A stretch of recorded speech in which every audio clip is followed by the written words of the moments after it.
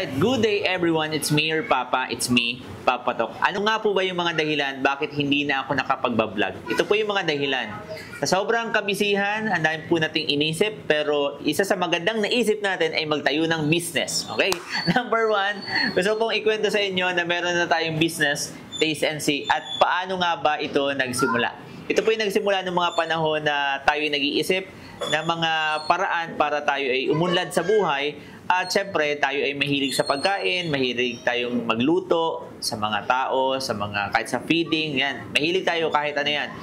And then, dumating yung time na gusto ko pong mag-online business at marami tayong mga biniling gamit. And then at the same time, dumating po yung pagkakataon na nagkaroon din tayo kahit pa paano ng investor at napag-isipan natin na tayo ay magtayo ng business dito sa Daet. At alam niyo po ba na dumating yung time na nakahanap na tayo ng lugar kung saan tayo magtatayo ng business. At ito po, yung nakikita nyo yan, yan yung business na una nating nakita at yan ay nasa main road.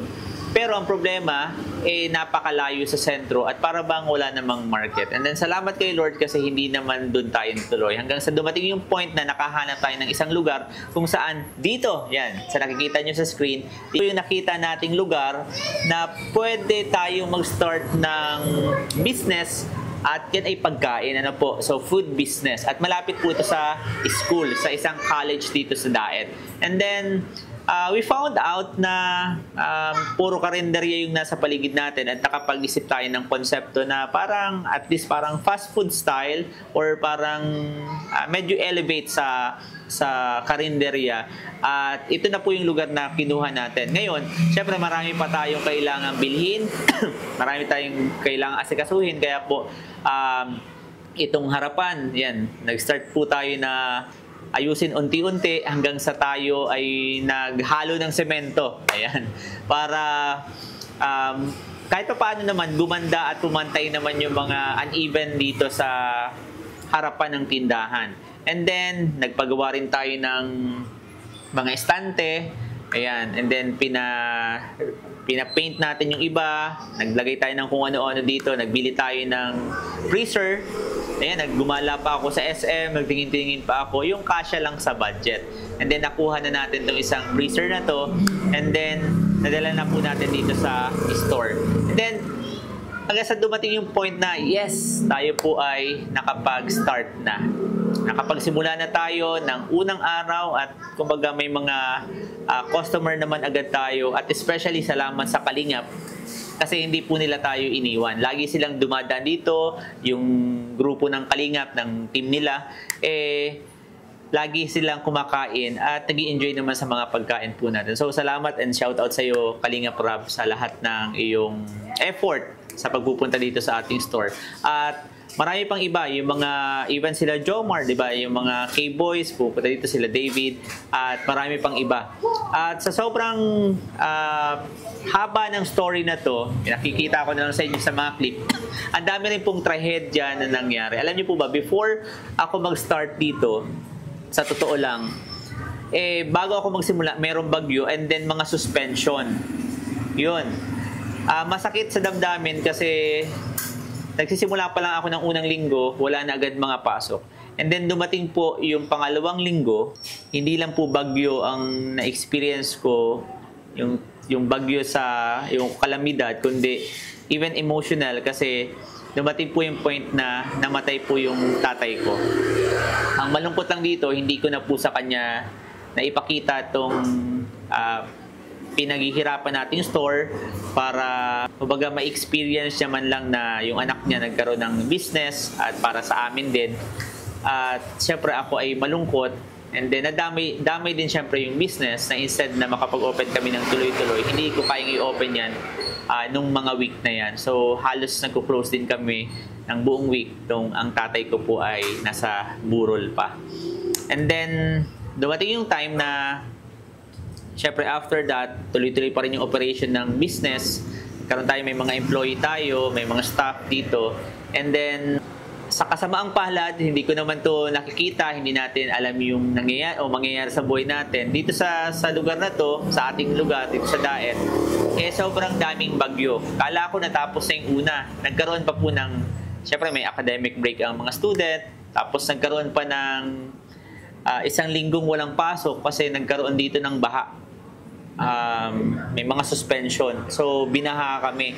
And then, even dun sa lugar ko, sa apartment ko, and then dito sa store na ito, grabe, inabot hanggang loob ng baha. And then, after that, wala pa rin pasok nung linggo na yon kasi may bagyo. And then, sumunod, wala rin namang physically yung mga student dito kasi asynchronous sila.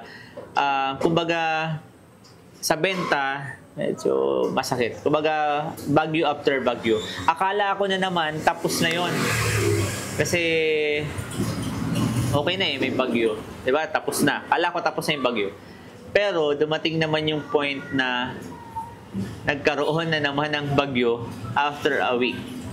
At, syempre, nakakaiyak, nakakalungkot kasi as a beginner na entrepreneur, businessman, na-experience ko na agad itong heaviness ng circumstances ng business na sobrang hirap pala kapag dumaraan itong mga bagyong ito. Sa totoo lang, itong mga bagyong dumating, sobrang struggle ko talaga, especially pinaka doon yung tatay ko na wala. And then, ito mga dumating na mga pangyayari na hindi ko inaasahan. At ang effect, yun nga, inulit ko lang, malungkot at mabigat sa akin as businessman na i-operate kapag walang mga customer. Hindi naman sa zero, wala pa naman kaming araw na as in zero, pero ang laki ng effect na kapag may suspension, walang pasok. Alam niyo po ba habang nagbi-video tayo ngayon, walang kuryente. Kahapon kasi, ay nung nakaraang araw pala, sobrang lakas ng ulan. Wala namang bagyo pero 2 araw na tuloy-tuloy yung ulan, hindi tumitigil. Bumaha na naman sa kapaligiran. Buti hindi naman umabot sa loob. And then, ang effect, syempre nag-control siguro ang water district. Nawalan kami ng tubig kahapon. Kahapon yun. And then ngayon, yes, may tubig kahit mahina, pero wala naman kaming kuryente. So habang sinushoot po namin tong nag-aayos po ng poste yung mga electrician. So, kinikwento ko lang po sa inyo yung buhay ko. Kaya hindi ako nakakapag-vlog kasi ang daming struggle, ang dami talagang nangyayari. Although, ako naman, ang tawag ko po dito is, growing pain.